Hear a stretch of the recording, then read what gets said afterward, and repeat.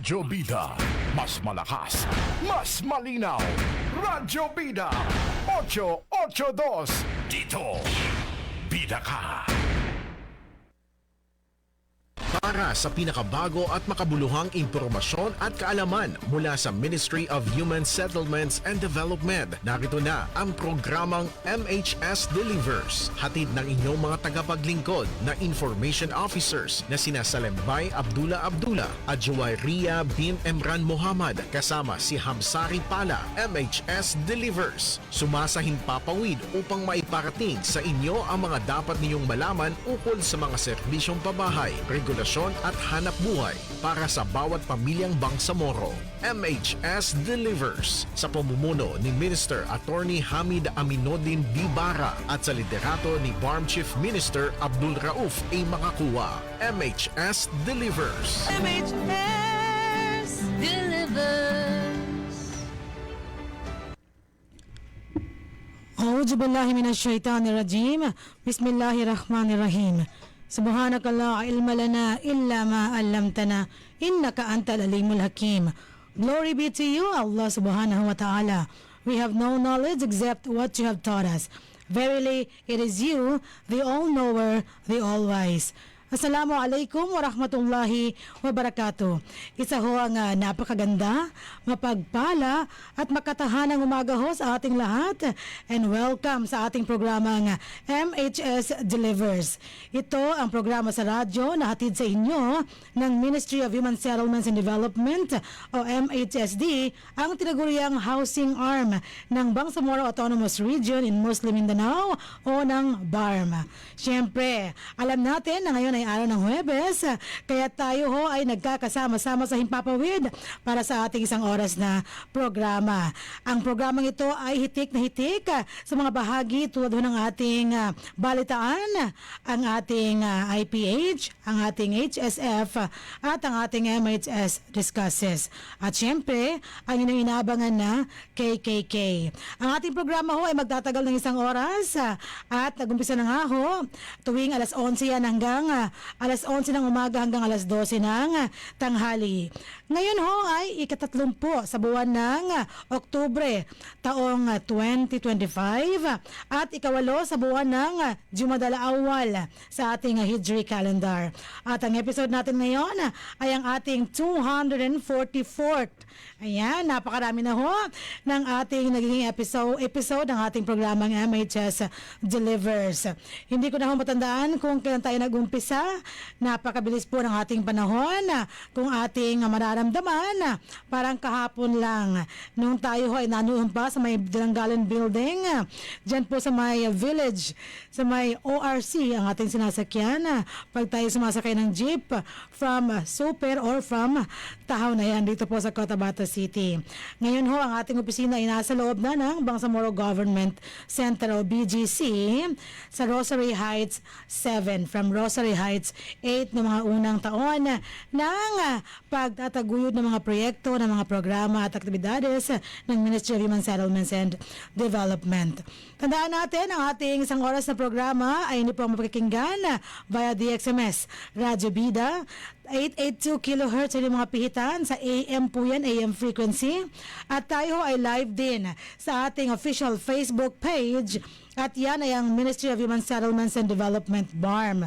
Live din po tayo sa official Facebook page ng DXMS, ang DXMS Radyo Bida Cotabato City. Maaari niyo pong i-search yan.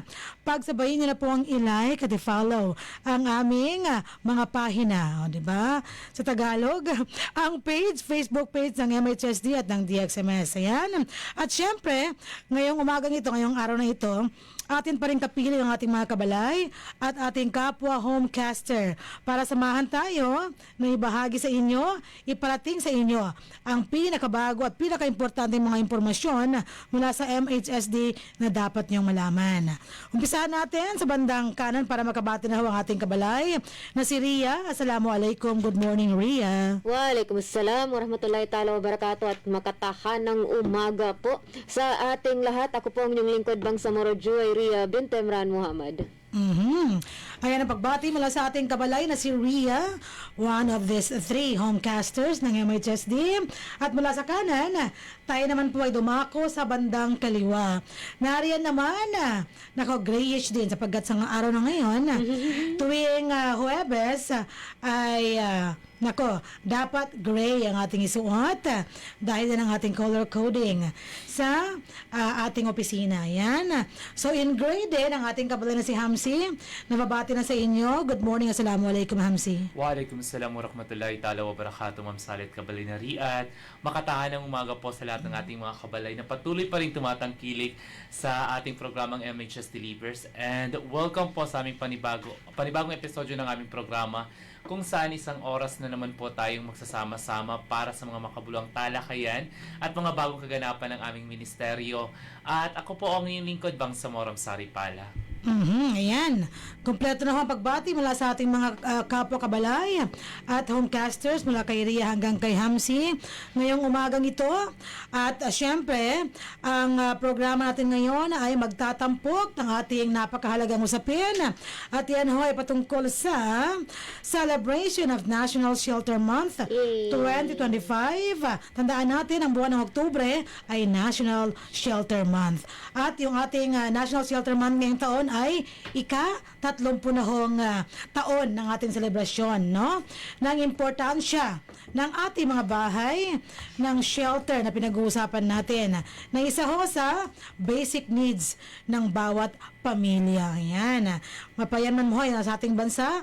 Sa buong mundo ho, kailangan ng bawat pamilya ng kanilang masisilungan, ng kanilang mauuwian at ng proteksyon ng kanilang pamilya. Diyan nila bubuuin ang kanilang mga pangarap at ang kanilang mga ambisyon at mga gustong mangyari sa kanilang buhay. Ayan. And ano nga ba ang ating, gusto kong tanungin ng ating mga kabalay rito, ang ating mga kapwa homecaster, ano nga ang ating tema ngayong taon? Sige, sabay kayo, Hamsi and Rhea. 1, 2, 3, go! Building homes, building happiness. That's right. Ayan. Mabuti na mo sa internet connection. Madali mo lang i-memorize yan, di ba? Ilang words ba yon? 4? 4 lang, no? Pero Building. para mas marami nating malalaman na ang detalye ng National Shelter Month na ito, kasama ang ating guest na I believe is online Nariyan na ba ang ngayon. ating guest ngayon? Nariyan na raw. Kabalay na Almansor? Paki-confirm po kung pwede pong mag-hi ang ating guest sa umpisa ng ating programa. Okay. Mamaya-maya, Okay. makakapiling natin ang ating guest. Pero nag-thumbs up si Sir Rupert. Nandiyan na yata kabalay na Rhea at kabalay na Hamsi, ang ating guest sa ngayon. Kami po ay napakaligaya dahil nagkaroon tayo ng pagkakataon na makapanayam ang isa ho sa mga opisyal ng DHSUD. Kabalay na Rhea, sino nga ba ang ating mga kapiling? Yes, kasama po natin ngayon para talakayan ang celebration of National Shelter Month 2025 ang ating ang ating Director 4 or Officer in Charge Regional Director ng Department of Human Settlements and Urban Development ng Region 12. Walang iba kundi si Attorney Norman Jacinto P. Doral. Welcome po, Attorney. Hello po, good morning po sa lahat. Happy Shelter Month po. Happy Shelter Month. Good morning, sir. Happy Shelter Month sa inyo at sa inyong kapwa-kawani ng DHSUD Region 12. Yes. Sir, kamusta kayo ngayong araw? Okay naman po. Medyo paos kasi kakatapos kagabi ng celebration ng National Shelter Month culmination. Kanta-kanta, konting kanta-kanta at may pa-sports fest po kami. Ayun na Medyo, po. pamaol, may pamaol pa sa Anak ko! Sir, ang saya pala ng culmination program kagabi. Okay na, kasi nga ngayon ay October 30 na. And tomorrow, knowing na holiday, di ba? October 31. Sana ho naka-join kami sa inyo, sir. Sa culmination Sana po program. next time kasama tayo. Yes, inshallah. Sir, babalikan namin kay sir sa ating MHS discusses mamaya. Pagkaraan ng, dalawang unang bahagi ng ating programang MHS Deliver. Sir, please stay with us. And thank you so much for saying yes to our invitation. Ayan. At ngayon po, tayo ay, atin pong pakikinggan ang ating napakahalagang paalala patungkol ho sa ating housing loan program or affordable housing program sa MHSD. Ano nga ba ang siyam na requirements na dapat hong kolektahin at isumite ng ating mga applicants ng ating housing units. Narito ho, Kabalay na Almansor, please take it away. Nais nyo bang magsimula ng bagong buhay sa bagong tahanan? Lumipat sa bagong struktura at bagong komunidad? Empleyado ba kayo ng kumpanya, opisina o may matatag na hanap buhay? Narito na ang Ministry of Human Settlements and Development sa pangunguna ni Minister Attorney Hamid Aminuddin Dibara at sa suporta ni Chief Minister Abdul Rauf Sami Gambar ay makakuha ang proyektong Economic Housing Loan. Katulad ng mga struktura sa Phase 1 at 3, sa may Barangay Kapiton, Dato Odin Sinsuat, kasama ang Phase 2 sa Barangay Samba, Dato Odin Sinsuat, layunin ng Ministry pagpatuloy ang mga proyekto sa Cotabato City, Special Geographic Areas, Maguindanao del Norte at Maguindanao del Sur, pati na rin sa island provinces ng Basilan, Sulu at Tawi-Tawi. Narito ang siyam na requirements na kailangan ipasa para mag-avail ng housing loan.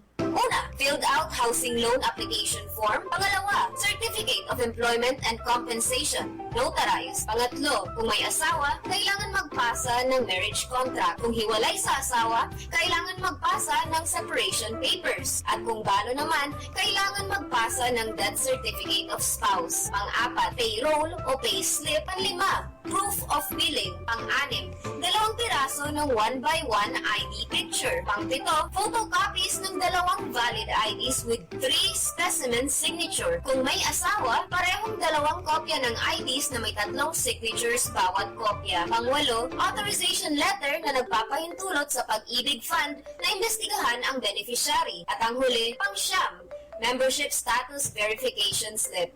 Para sa pagpasa ng mga requirements o para sa mga karagdagang impormasyon, maaari kayo mag-chat sa Ministry of Human Settlements and Development, BARM Facebook page o makipag-ugnayan sa opisina ng Ministry of Human Settlements and Development sa MHSD Regional Office, Bangsamoro Government Center, Rosary Heights 7, Cotabato City.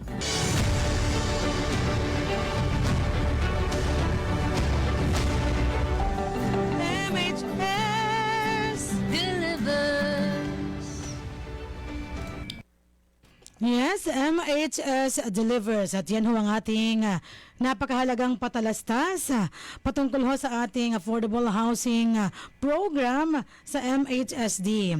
At para ho sa inyong kaalaman, sa ngayon ang ating housing units ay situated dyan sa Barangay Samba, Dato Odin Sinsuat, Maguindanao del Norte.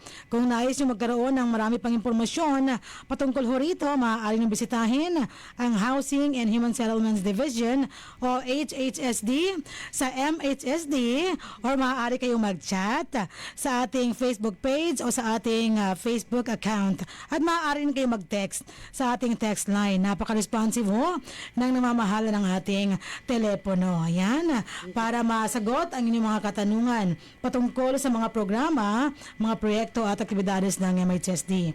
At ngayon, atin ang tunghayan ang ating mga balita ngayong araw na ito para sa ating 244th episode ng ating programang MHS Delivers ngayong October 30, 2025 and the 8th of Jumadal Awal 1447.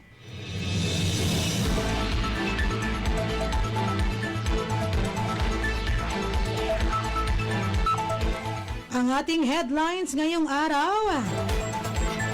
Bilang ng mga pamilyang benepisyuhan ng libreng pabahay sa Akbar nadagdagan. 50 pamilyang benepisyaryo ng pabahay sa Lantawan walang pagsidlan ng kaligayahan. At ang huli sa ating headlines, training center para sa pagpapaunlad ng karunungan at kakayahan ng mga kabataan sa Ugkayapukan. Iginawad na ng MHSD at opisina ni MP Alauddin. Para sa detalye ng ating unang balita, bilang ng mga pamilyang nabenepisyuhan ng libreng pabahay sa Akbar na dagdagan, narito si Kabalay na Ria. Nadagdagan pang mga pamilya sa bayan ng Akbar sa Basilan na nakatanggap ng libreng pabahay mula sa Ministry of Human Settlements and Development, ang MHSD, ang housing arm ng BARM, matapos nitong may sagawang awarding ceremony ng 50 housing units noong ika-22 ng Oktubre 2025. Bahagi ito ng proyektong construction of 50-unit resettlement housing project sa Barangay Samut na may pondong mula sa General Appropriations Act of the Bangsamoro o GAAB 2024 at naitaguyod ng Ministry kaakibat ang Local Government Unit o LGU ng Akbar. Pinuri ni MHSD Director General Esmael W. Ibrahim ang pamumunong mayroon sa bayan ng Akbar at isa umano ito sa mga dahilan kung bakit naging makahulugan ang magpagtataguyod ng proyekto. Isa itong panaginip na nagkatotoo at ito ay para sa magandang pagbabago at napapanatiling kapayapaan at pag-unlad sa inyong bayan, wika pa ng Director General. Bago ang kanyang deklarasyon ng opisyal na paggawad ng mga housing units sa mga benepisyaryo, ipinahayag ni MHSD Deputy Minister Aldin H. Asiri na kumatawan kay Minister Attorney Hamid Aminuddin D. Bara ang kanyang lubos na kaligayahan sa tagumpay ng proyekto na makakabenepisyo sa mga pamilyang nangangailangan. Makasaysayan ang araw na ito sa buhay ng mga benepisyaryo.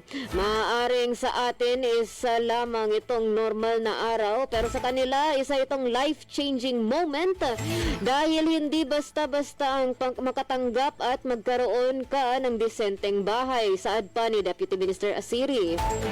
Kinuwento naman ng Mayor na si Honorable Ali A. Sali na ang mga benepisyaryo ng proyekto ay mga pamilyang noon ay naninirahan sa delikadong bahagi ng barangay na lubos na kinakailangang mailipat sa ligtas na lugar.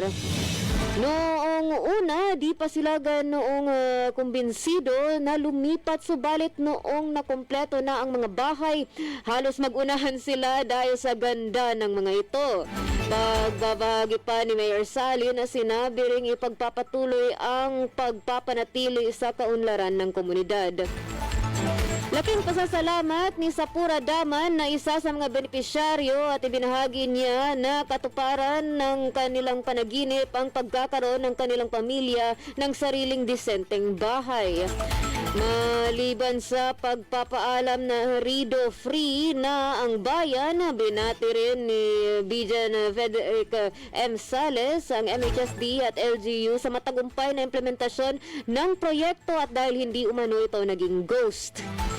Pinangunahan ng MHSD Basilan sa pangunguna ni Provincial Director Ibrahim M. Harodain ang pag-organisa at pamamahala ng awarding ceremony na bahagi ng selebrasyon ng National Shelter Month 2025. Nakibahagi rin sa aktibidad ang mga direktor at iba pang mahalagang kawani ng MHSD, LGU, Philippine Army at mga local leaders. Para sa mapayapang pamumuhay at maunlad na pamahay, ako pong inyong lingkod Bangsamoro Juwairiya Bintemran Muhammad nag-uulat.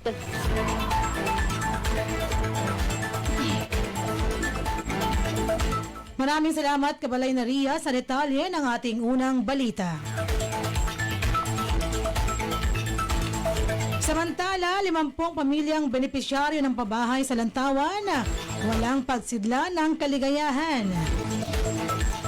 Bakas sa mga ngiti ng 50 benepisyaryo ng libreng pabahay sa Barangay Bulanza, Lantawan sa probinsya ng Basilan, ang kanilang lubos na kaligayahan dahil sa wakas ay natanggap na nila ang pinakahihintay nilang mga desente at matitibay na bahay mula sa Ministry of Human Settlements and Development, ang housing arm ng BARM. Ito ay nangyari sa awarding ceremony na isinagawa ng ministry kaakibat ang local government unit ng Lantawan na bahagi ng pagtataguyod ng proyektong construction of 50-unit resettlement housing na napondohan sa ilalim ng General Appropriations Act of the Bangsamoro o GAAB. Dahil sa tagumpay ng proyekto, sinabi ni MHSD Director General Esmael Ibrahim na hindi nakapanghihinayang nabigyan ng pondo at proyekto ang naturang komunidad sapagkat mahusay umano ang leadership ng lokal na pamahalaan. Ipagpapatuloy natin ang pagbibigay ng kahalintulad na serbisyo mula sa BARM government at ang lahat ng ito ay bunga ng pagsisikap ng ating mga lidera tulad ng ating Chief Minister Anya. Bago niya iginawad ang mga housing units sa mga benepisyaryo, binigyang diin ni MHSD Deputy Minister Aldin Nasiri na naging kinatawan ni Minister Attorney Hamid Aminuddin Bara na magiging bukal ng inspirasyon at lakas ng mga pamilya ang kanilang mga bahay. Ang mga bahay na ito ay di nyo lang gagawing tahanan, kundi komunidad. Pahayag pa ng Deputy Minister. Samantala, nangako ang Vice Mayor ng bayan na si Honorable Umair Abubakar na kumatawan kay Honorable Mayor Nasir Abubakar na ibibigay ng LGU ang kanilang full commitment na mapanatili ang pagunlad ng komunidad at bibigyan ng kaukulang solusyon ang anumang magiging issue at mga pangangailangan ng mga pamilya. Paulit-ulit naman na nagpasalamat sa Allah Subhanahu wa Ta'ala at sa MHSD at LGU ang mga benepisyaryong sina Mahmoud Abdul Qadir at Almia Idris na parehong di na inasahan na magkakaroon pa sila ng matibay na bahay. Nanguna sa pag-organisa at pamamahala ng aktibidad ang MHSD Basilan sa pamumuno ni Provincial Director Ibrahim Harudain at bahagi ito ng selebrasyon ng National Shelter Month 2025. Para sa mapayapang pamamahay at maunlad na pamumuhay ng Bangsamoro, ang inyong lingkod sa Lembay Abdullah nag-uulat.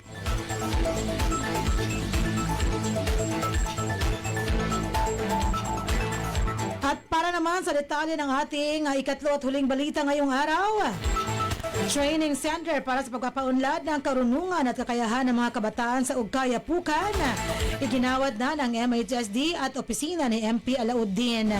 Narito si Kabalayna Hamsi. Bukas na para sa mga gawaing magpapaunlad ng kaalaman at kakayahan ng mga kabataan at pagpapalaganap ng kabutihan ang Training Center sa Barangay Pipil, Ugkaya, Pukan, Basilan. Ito ay matapos isagawa ng Ministry of Human Settlements and Development, ang housing arm ng BARM, ang turnover ceremony ng One-Story Youth Training and Management Center na naponduan mula sa Transitional Development Impact Fund or TDIF sa ilalim ng opisina ni Member of the Parliament MP Mosbir A. Alauddin. Sa kanyang turnover message, pinahayag ni MHSD Deputy Minister na naging kinatawan ni Minister Attorney Hamid Aminuddin Bara ang kaniyang pasasalamat kay MP Alauddin sa pagtitiwala sa ministry na itaguyod ang kanilang proyekto. Hindi na ngayon mahirapan ang komunidad sa paghahanap ng venue para sa mga isasagawang training or seminar para sa mga kabataan dahil mayroon ng training center, wika pa niya. Bilang kinatawanan ni MP Alauddin, lubos namang nagpasalamat si Honorable Councilor Faiz Alauddin sa MHSD sa matagumpay na implementasyon ng proyekto na hangad na makatulong sa mga kabataan. Matagal nang kagustuhan ni MP Alauddin na tumulong na mapaunlad ang mga kabataan bago pa siya maging MP. Ang proyektong ito ay resulta ng paghihirap at sakripisyo ng Mujahideen at ang pagkakaroon ng BARM government, dagdag pa ni Councilor Alauddin.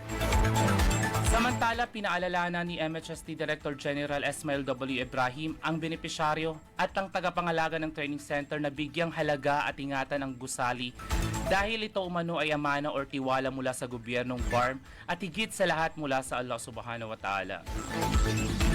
Maliban kay Anzar Nasalal na nagpaabot ng kanyang taus-pusong pasasalamat, lubos ding ang kaligayahan ng mga ustads sa komunidad dahil may pagdarahusan na sira ng kanilang sesyon or dahwa. Pinangunahan ng MHSD Basilan sa pamumuno ni Provincial Director Ibrahim M. Harudain ang pag-oorganisa at pamamahala ng aktibidad na bahagi ng selebrasyon ng National Shelter Month 2025. Para sa mapayapang pamamahay at maunlad na pamumuhay ng Bangsamoro, po ng lingkod Hamsari Pala nagbabalita.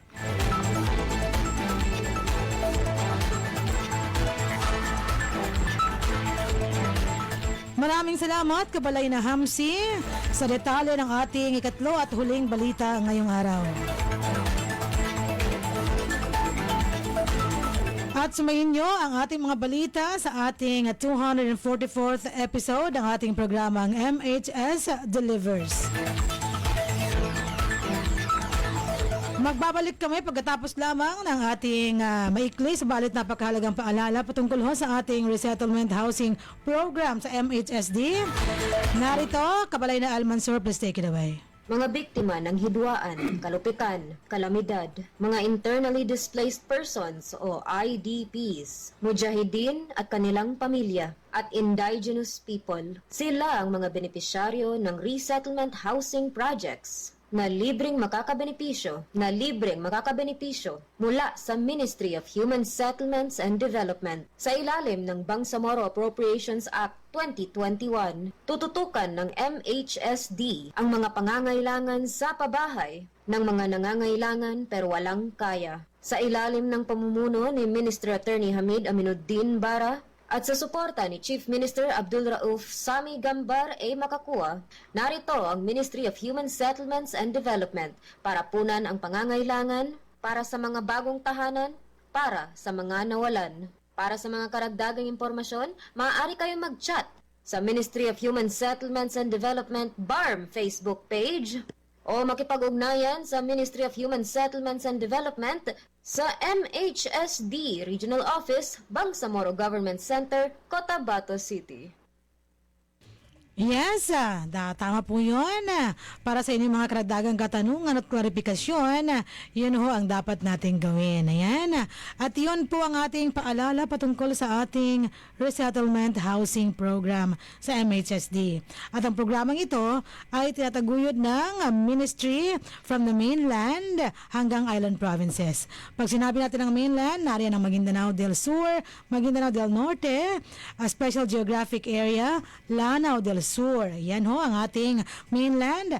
At sa ating island provinces, nariyan ang Basilan, Sulu at Tawi-Tawi. Yan.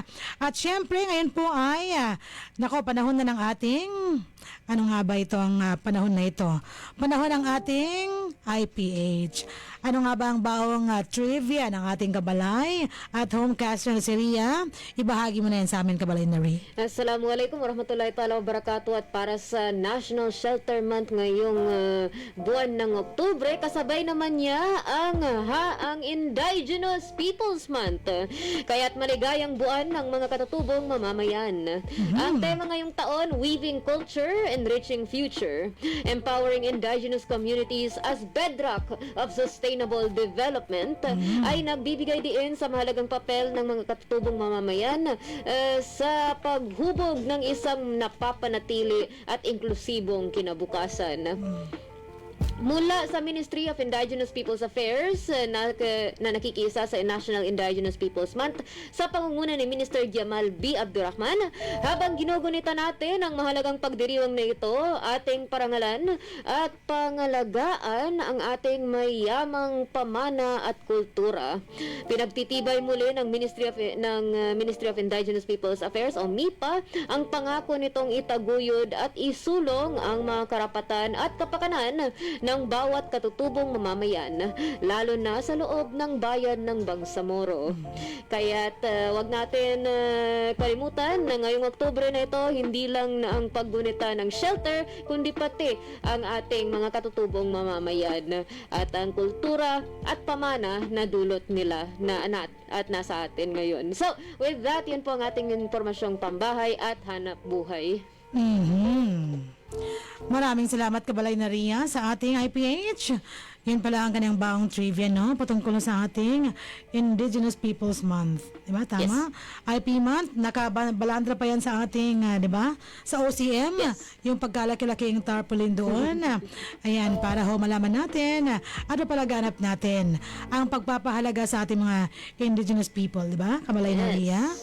Ang kultura ng bawat isa ay dapat nating irespeto at dapat nating i-acknowledge. Ayan. Magkakaiba ng kultura ang bawat isa ho sa atin at magkakaiba ng pinaniniwalaan. Ayan. Ang kailangan sa bawat isa ay respeto. Ayan. At from Ria, thank you again, Ria. Let us now proceed sa ating HSF. May H pa rin yan. Dahil may H po ang MHSD. Ano naman kaya ang baong, tips at impormasyon ng ating kabalay na si Hamsi para sa ating HSF? Kabalay na Hamsi, ibigay mo na sa amin. Yes, Ma'am Sally. At para po sa ating segmentong Health and Safety First, Best Health is Our Greatest Wealth. Ngayong linggo ating ipinagdiriwang ang Food Safety Awareness Week. Yes, isang mahalagang paalala para sa lahat na tiyaking ligtas, malinis at masusustansyang mga pagkain ng ating inihanda at kinakain araw-araw. Ang selebrasyong ito ay tinatag upang itaas ang kamalayan ng publiko or sa publiko sa tamang paghahanda, paghawak at pag-iimbak ng pagkain upang maiwasan ang mga sakit na dulot ng maruruming pagkain or foodborne diseases. Yes po, at layunin ng selebrasyon na ito na itaas ang kamalayan ng publiko sa kahalagahan ng ligtas na pagkain. Pangalawa ay taguyod ang mga tamang gawi sa paghahanda at pag-iimbak ng pagkain. Palakasin ang implementasyon ng mga batas at regulasyon sa food safety para sa ating mga kababayan at ikayatin ang mga negosyo at mamamayan na sumunod sa pamantayan ng kalinisan at kaligtasan sa pagdating sa pagkain. Ang mga paalala para sa ligtas na pagkain ay ugasan ng ating mga kabaybagong magluto or kumain. Pangalawa, siguraduhin na maayos ang pagkakaluto ng karne, isda or itlog or kahit anumang ulam. At itago ng tama ang mga pagkain sa malamig na lugar upang maiwasan ang pagkapanis nito. Pangapat, iwasang ihalo ang lutong pagkain sa hilaw upang hindi magkahawa ng bakterya. At panglima, uminom ng malinis na tubig at siguraduhin maayos ang pinagmula nito. Tandaan mga kabangsamoro, ang kaligtasan ay nagsisimula sa ating kusina. Sa bawat malinis na kamay, maayos na pagkain at disiplina sa paghahanda, ating napapangalagaan hindi lamang ang ating kalusugan kung hindi ang kinabukasan ng ating pamilya. Ligtas na pagkain, kalusugan ay panalo. At yan po ang ating maikling segmentong Health and Safety First. Best Health is Our Greatest Wealth. Ako po yung lingkod Bangsamoro Sari Pala. Ayan, maraming salamat kabalay na Hamsi sa ating HSF segment sa araw na ito. Napakarami palang selebrasyon tuwing buwan ng Oktubre. Na-realize ko lang. Mayroong IP di ba? IP month. Mayroong NSM, National Shelter Month. At meron din palang Food Safety Awareness Month. Ngayong October na ito, para meron pa yata. Kasi meron din tama. Nako, hitik na hitik pala ang buwan ng Oktubre, no? Tandaan natin yung tatlong mahalagang words na ibinahagi ni Kabalay na Hamsi kanina. Paghahanda, paghawak, at pag-iimbak. O yung pagkatago, storage ng ating mga pagkain. Importante po yan. Baka malinis yung pagkain, pero yung pinagtaguan mo naman, marumi, maraming nakahalong nako, ingatan natin. Dahil hindi ho biro ang ma-poison, no? Malason. Or, nako, mahaluan tayo ng hindi magandang chemical sa ating katawan because of improper handling ng ating mga pagkain. Sige, kabalay na Ria at kabalay na Hamsi. Alam kong excited na kayo sa ating MHS Discusses ngayong araw na ito. Pabalikin natin ang ating guest speaker please sa ating 244th episode ng ating programang MHS Delivers. Ayan, nariyan pa rin po ba si Sir from Department of Human Settlements and Urban Development, Region 12, si Attorney Norman Jacinto Doral. Sir? Ma'am, sir, good morning sa lahat po na nakikinig ngayon at nanonood. Magandang umaga from Coronadal, Region 12. Yan, mashallah. From Coronadal, Region 12, nariyan po ang opisina ng DHSUD. At sir, para malaman ng ating mga tagapakinig at taga-subaybay ng ating programa, kamusta po sa ngayon sir ang DHSUD, Region 12?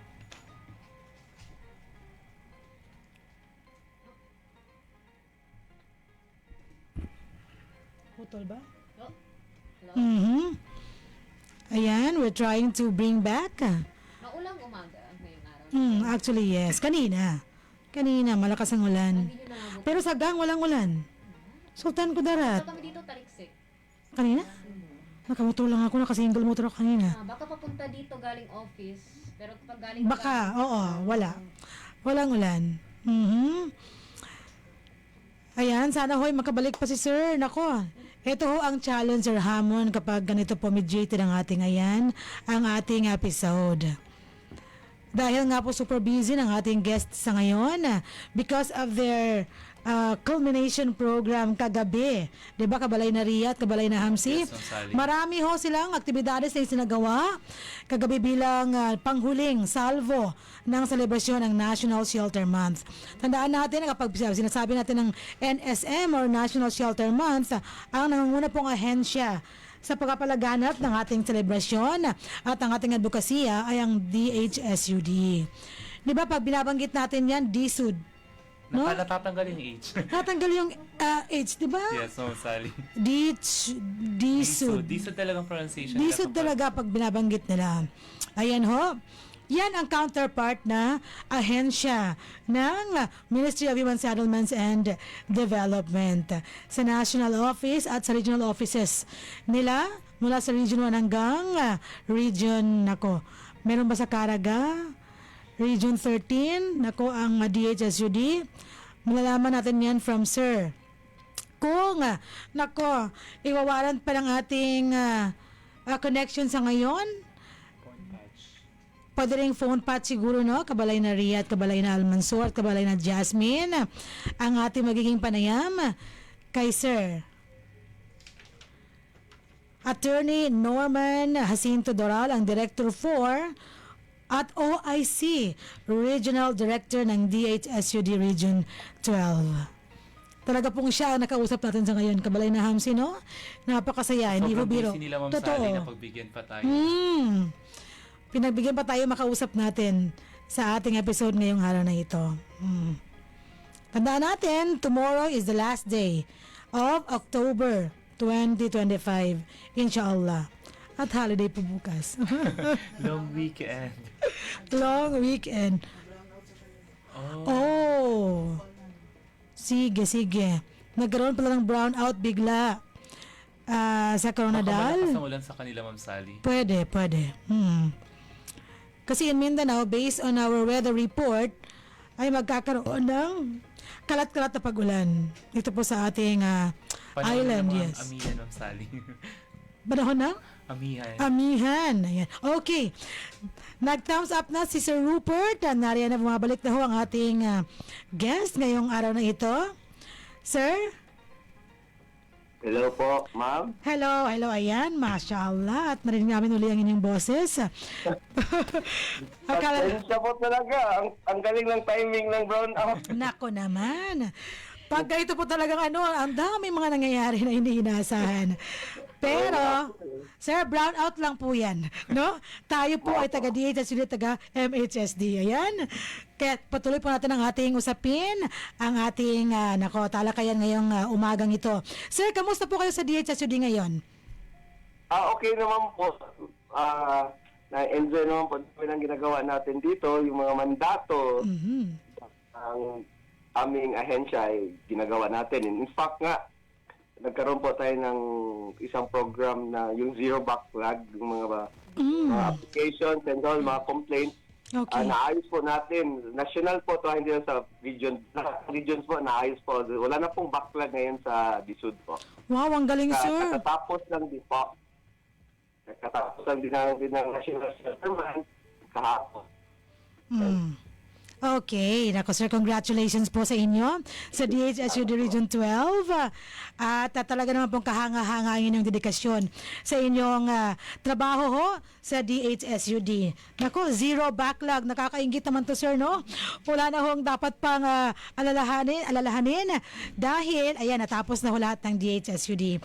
Sir, kwentuhan natin ang ating mga tagapakinig sa ating programang MHS Delivers kung ano nga ba itong National Shelter Month at paano po ba ginagawa ng DHSUD bilang lead agency sa celebration ng National Shelter Month ang kanilang mga trabaho po, ang kanilang tasks for this month of October?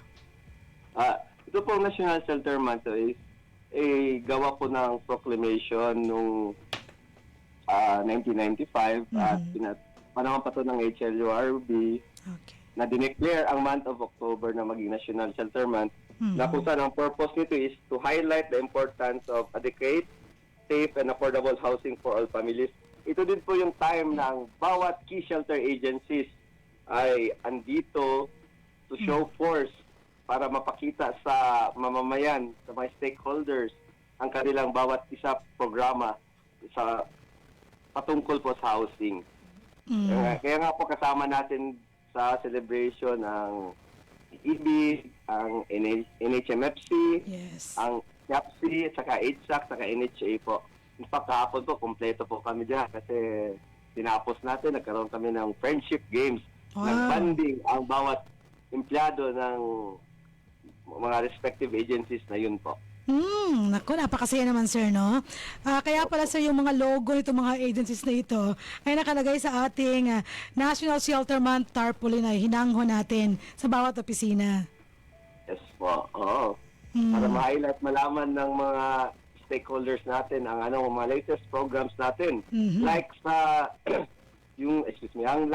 meron na po tayo, binalik na po yung CMP kasi previously, before Secretary Aliling, wala pa po yung CMP.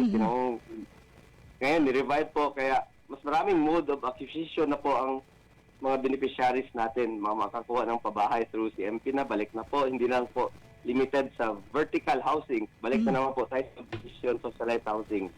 Kaya mas maraming chance ang mga tao na makakuha ng sariling bahay. Napakagaling sir, no? Sir, for the benefit of our listeners sa viewers ng ating program, sir, ano po yung CMP na Ito po binabanggit yung natin? Community Mortgage Program po, na programa po to ng Socialized Housing Finance Corporation. Ang mga tao na nasa isang lugar, para makuha nila ma-acquire po nila yung property na tinitirhan nila, kasi kailangan nila ng financing. Doon po sila lumalapit, kausapin ng may-ari, ang mag-finance po para ma-acquire yung property is through SHAPC. Pero kailangan po magkaroon muna ng Homeowners Association, ma-register din po sa DSUD po. Okay, requirement pa rin talaga na meron silang HOA. Sir, no? kailangan And then po, registered sa DHSUD bago sila mag-proceed sa SHAPC. Ayan. Yun po, Community Mortgage Program, CMP. Yes, na ibinahagi sa atin ni Sir Norman sa ngayon. So, for this National Shelter Month, Sir Norman, Director Norman, ano ho yung mga importante mga aktibidades po na sinasagawa o mga serbisyo ng DHSUD para sa selebrasyon ng National Shelter Month? So on the national level po, nagkaroon ng Housing Expo. Doon binabaan po din ni PBBM, kasama po ni Secretary Aliling at saka yung iba't ibang key shelter agencies. Doon po ang nabigyan ng chance ang mga tao na makapili, makakita, makuha nila na kung saan bahay nila gusto, paano nila ma-acquire at a very minimal price po, at saka ang interest po is very mababa po. Napakagaling sir. Nako to, sila mismo ang namili, no? During this Opo. Housing Expo. Saan po sir ito ginanap? Doon po sa Metro Manila, and base po sa nakita natin, hindi mahulugan ng karayom sa dami ng mga expectant beneficiaries na andun po. Yung mga Wow. prospective beneficiaries na nag-join. At hopefully, na-accommodate sila lahat at qualified sila lahat para magkaroon ng bahay na sarili nila. Nako, napakagaling sir, no? At parang tingin natin sir, no, we believe, isa rin po yung indikasyon na marami pa rin Pilipino ang nangangailangan ng kanilang sariling bahay. No, totoo po yan. Ma'am. Ayan, gaya nga po sa BARM sir, nako, napakataas ng aming housing backlog na binibigyan po ng solusyon ng ating BARM government. Ayan. So aside from this housing expo sir, ano pa ho yung mga ibang aktibidades or events na isinagawa ng DHSUD? Dito sa regional level po, sa region ko, nagkaroon po tayo ng housing fair. Just like po ng National Expo, doon Housing Expo. Parang ang housing fair po is nag-showcase po ang different key shelter agencies andito po. Pinapakita nila ang kanilang programs. Ang venue po noon housing fair natin is sa City Mall. Marami din po taong pumunta. At kasama po natin dito yung mga ibang developers, iba't ibang developers na present at hinighlight din nila ang kanilang mga projects para makita ng mga taong bayan po. Nako, ang galing talaga sir, no? Housing fair ang isinagawa ng DHSUD 12. City Mall, sir, no? Parang kahalintulad din po ng isinagawa rin, sir, ng MHSD BARM. Iba nga lang ang titulo, Bangsamoro Housing and Human Settlements Forum naman. Oh, Ang isinagawa sa may KCC Mall. Ayan. So, meron pa ba, sir, mga aktibidades na ino po ang isinagawa para sa ating National Shelter Month? marami po tayong ginawang aktibidades. Like yung sa mga core functions kasi natin, we have core functions natin sa land use, sa housing, real estate, That's right. division, sa HSD, sa HOA. May kanya-kanya po silang ginawang aktibidades like sa ELUP, may engagement with the different LGUs dito sa region, sa Soc-Sargen. Tapos sa HOA, nagkaroon po ng HOA Summit. And sa HSED, yung sa, meron po tayong activity natin yung Joint Task Force para against illegal subdivision operators, yung mga ganun po, para para ma-enlighten ang mga mamamayan natin kung anong dapat gawin bago bumili, dapat ma-check na may license to sell, yung mga ganun po, para ma-sure na hindi masasayang po ang pera nila. Nako, talagang lahat po ng functions ng DHSUD may karampatang programang isinagawa, sir, no? For National Shelter Month. Ayan, maganda po itong HOA Summit na isinagawa nyo. Nako, maganda pong gayahin one of these days kapag so organized na po yung ating mga homeowners association dito po sa aming rehiyon. And about sa ano, sir, sa land use po ninyo, sir, ano ang may mga training ba na isinagawa?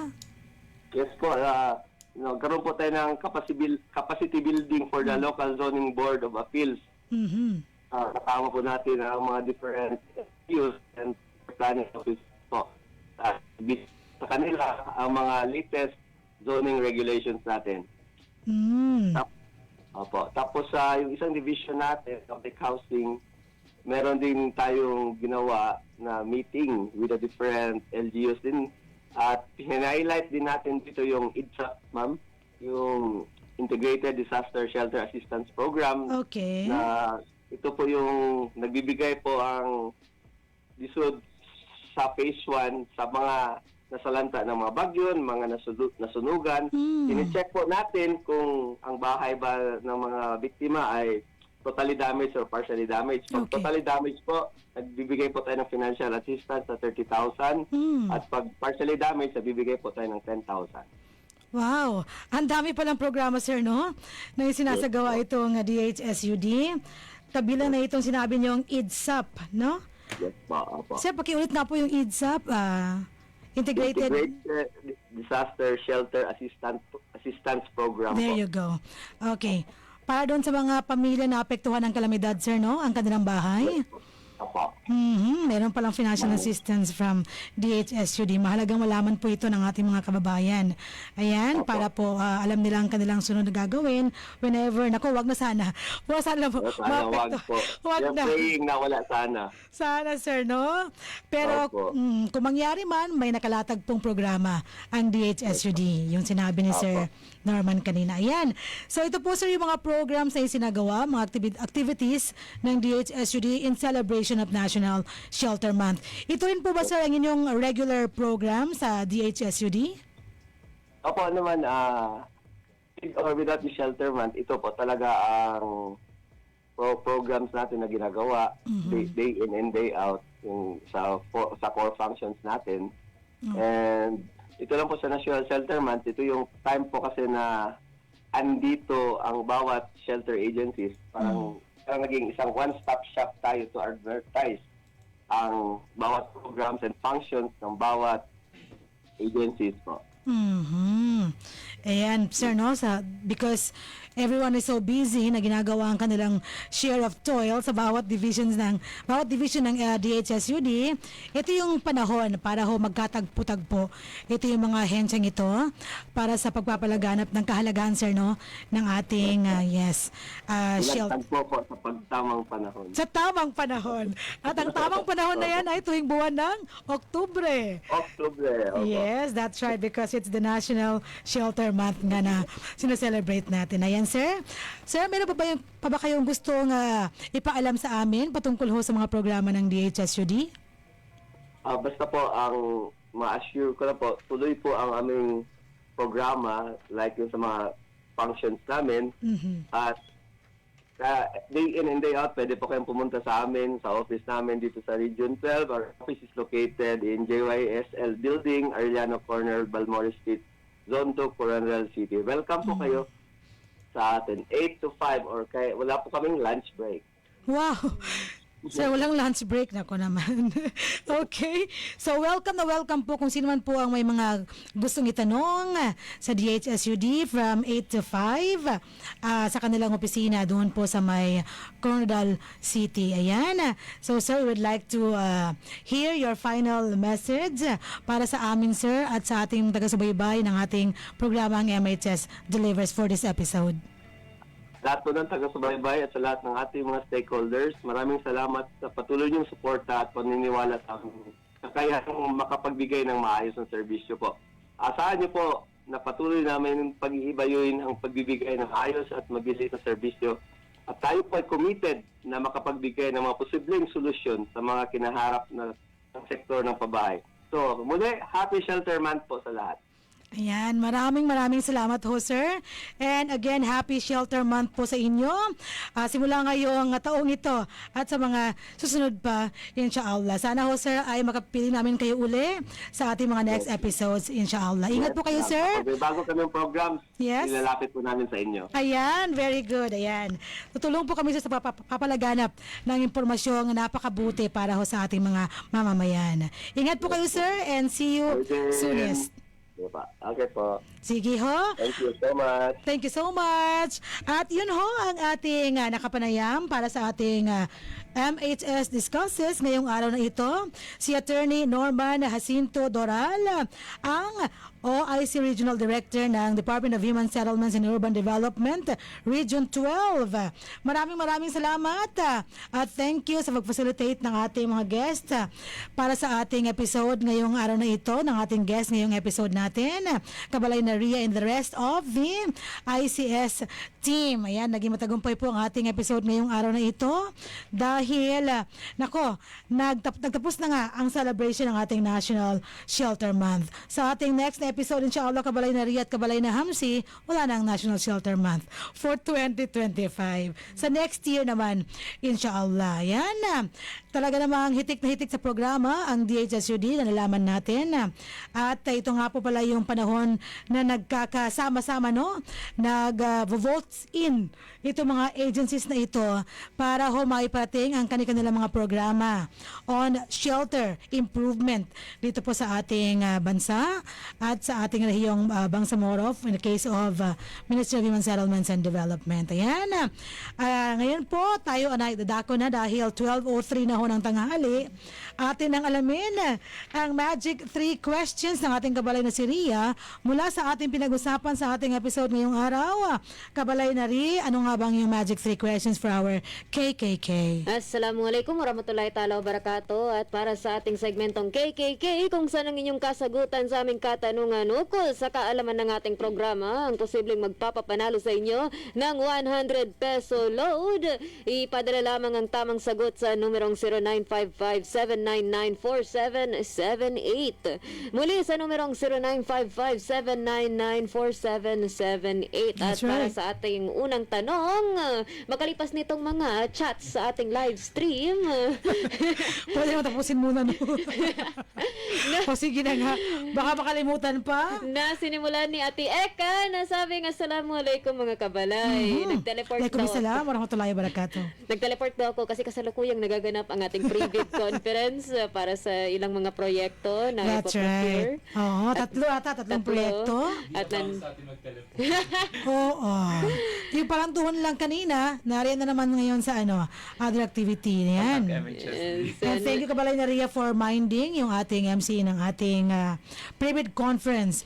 Dalawang goods, no? Goods and Yes, service and isang, project and isang infrastructure project ang ating ginawa ng pre-bid conference ngayong araw na ito. shoutout kay Mira na nagsunod sa pagiging MC after ko. Mashallah. By Almira Janalan. Yes. Tama? Mhm. And we And, also have here, nako, Kabalay na Hamsi, may nababasa ka ba sa iyong comments Yes, Sally. section? Na sinundan agad ni Phil Abubakar Casalan ang na dating MHC employee natin. Assalamualaikum watching from Davao City. Alaykum Sir Phil. And dating kabalay, Ma'am Sally. Yes. At ano pa rin, yung spirit na yun, nasa ICS pa rin, no? Naka-spirit naman to. Ay. Ano pa rin? What a journey it has been. Sige. Sabi niya? Ang sabi naman ni si Sir Phil or si Sir... Hindi, yung isa pa. Sunod. Sir Anwar, ang ito si ICS pa rin, no? Anwar Dira Kim Jr. Assalamualaikum mga kabalay watching from MSU Marawi. Shout out po! Shout out po! Ayan. And also our provincial director ng ating Basilan office na si Sir Abu Said Arudain or Ibrahim Arudain, Pagpalain Bangsamoro. That's right. And take note ha, ang ating mga balita ngayon ay accomplishments lahat ng Basilan. Tama? Busy, walang pagod si Sir Walang PD. pagod to dahil pag alis namin ng Basilan, sumunod naman ang Monitoring and May Evaluation na-accommodate Division. naman siya. Yes. And accommodate naman at ginaid ang mga kawani mula sa Monitoring and Evaluation Division headed by Yasser Mama, their chief. Ayan. Katulad nito, ang ating next na nag-comment. Si Kabalinari. We have Fatma Al-Zahra Macabero Sangkopan. Sabi, Assalamualaikum kabalays watching from Zamboanga City. Talaga namang, alam mo, I really appreciate this girl, no? Dahil lagi talaga siya nanonood ng ating bawat episode ng MHS Delivers. At nagko-comment ho sa ating program. Maraming salamat sa iyo, Fatma. Na dati nakapangalaga ng Totoo yan, ang kanilang, that's right, katandingan sa ating MSU. Yeah. Saan na yung MSU? Ang dami mo na punta na Rizal. MHSD, Lanao del Sur sa Marawi. Teleporting yan. Teleporting yan. Mashallah. And last but not the least, sa ating mga comments ay... si Wasila SM. Assalamualaikum watching from Salvador, Lanao del Norte. Yo. Mashallah. Ang galing naman ito. Kamusta Waalaikumsalam. kamusta ang Lanao del Norte? Nariyan po ang ilan sa mga ating mga training center projects, no? Sa may Lanao del Norte. And take note, parang kilala ko ito dahil she's one of our winners ng ating... Active. Listener din po natin ito, Ma'am Sally. MHS Disseminates. Oh. Yes, that's right. At dahil kompleto na ang ating mga comments, kabalay na Ria ang Magic 3 questions. Ang ating unang tanong ay, ano ang tema ng National Shelter Month ngayong 2025? Okay. Ikalawa. Sa mga nanonood ng live stream, nagbigay ng malaking hint si Ate Sally kung ano man yun. Ikalawang katanungan. Sa ating ikalawang katanungan, magbigay ng isang aktibidad na ginawa ng DSUD 12 para sa NSM 2025. Maraming binanggit si Sir Yes. Norman kanina, di ba? So, kailangan ko lang ng isa. And ang ating huling katanungan, kailan ginanap ng DSUD ang NSM Culmination Program? Parang kasabi lang kanina, no? So, Na dates nagkaroon lang. sila ng friendship game with the other agencies. Baka Yes. masabi ko yung kailan. Dates Kabalay lang, na dates Ria. lang ang kailangan. Oh. So, with Date, that, ha? Date. yes, date. May So, year pa. may Siyempre, year. may year kasi Sure. date eh. Okay? Sabihin nila bukas. Sige na. And ulit, ang ating unang tanong, ano ang tema ng National Shelter Month ngayong 2025? Second question, magbigay ng isang activity na ginanap ng DSUD 12 para sa National Shelter Month 2025.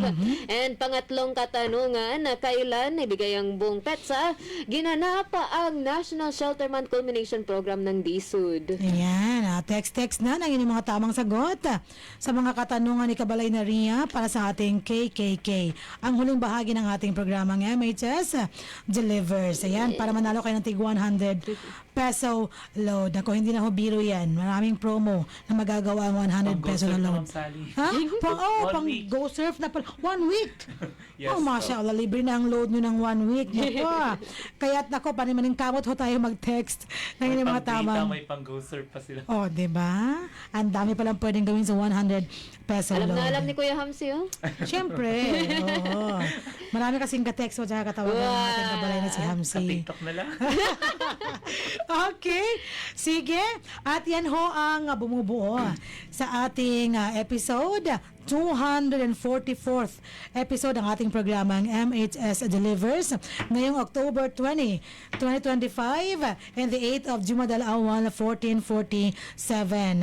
At kami ho ay magpapaalam na sa ating episode ngayong araw na ito ng ating programang MHS Delivers. Sa ngalan ng ating napakababait at napaka-supportive na mga leader sa MHSD, ang ating Minister Attorney Hamid Aminuddin Bara, ang ating Deputy Minister Aldin Asiri at ang ating Director General Esmail Ibrahim at sa ngalan nina Ako po ang inyong lingkod Bangsamoro Joyria Bintemran Muhammad. At ako po ang inyong lingkod Bangsamoro Sari Pala at sa ating mga kasamahan sa ICS, Sir Datono sa Idaud, Sir Almansur Esugaw, Ma'am Jasmine Ilangi, at sa ating kasamahan sa TXMS technical side, Sir Rupert, maraming salamat po sa pagsama sa amin sa episode na ito. Yes, that's right. Maraming salamat sa inyong lahat. At ito ho ang inyong kabalay sa Lembay Abdullah na palagi pa rin po nagpapaalala sa atin na gawin natin ang ating bawat gawain ng may pagmamahal at kasiyahan. At syempre, gabay ang ating mga hashtag na hashtag trabaho ko, ibada ko, hashtag work with excellence and perfection, hashtag our home, our dream, and hashtag building community, building ummah. Wabillahi taufiq wal hidayah, with Allah comes all success and guidance. Kami ho ay nagpapaalam na at palagi pa rin bumabati sa inyo ng Assalamualaikum warahmatullahi wabarakatuh. Sumainyo ang programang MHS Delivers mula sa inyong mga kabalay na tagapagbigay impormasyon ukol sa mga tulong at serbisyong teknikal, pabahay at hanap buhay para sa bawat pamilyang Bangsamoro. MHS Delivers sa pamumuno ni Minister Attorney Hamid Aminuddin B. Bara at sa liderato ni BARM Chief Minister Abdul Rauf A. Makakuwa. MHS Delivers. Ang mga pananaw at opinyon na ipinapahayag ng mga tagapagsalita at mga panauhin sa programang ito ay hindi